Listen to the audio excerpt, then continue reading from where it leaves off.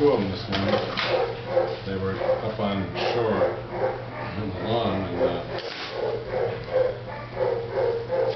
the third one made it into the water. I think it was him, because he's much wetter than the others. We were going to just bring two up, and actually we drove the tractor. They're not at all afraid of the tractors and the lawnmowers. So they were sitting there. So I said this morning, I said, why don't we I'll put a pallet on the back of the tractor and flip it on it, and maybe we just a couple of guys, my son and a friend were there, just ride by them, and then you hop off and.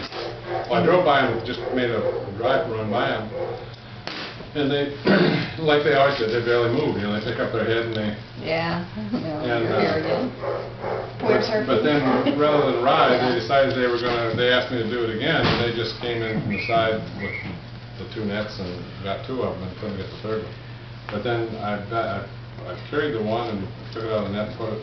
The truck was parked a little ways away, and put it in the cage, and they wanted me to bring the other cage because I guess they didn't want to get all dirty carrying it that far. So I took the other cage over. I parked the tractor right where we had talked them, and put the cage on the back, and I backed it up to the truck. Well, the female, the mother, came after him. Oh. And Diane, my wife, said, why don't you just set that pallet on the ground and see what happens? Because she said that the mother is really interested in what's going on.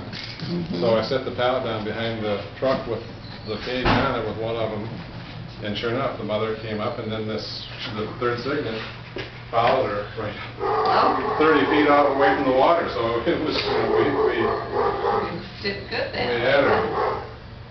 You're not going to believe either.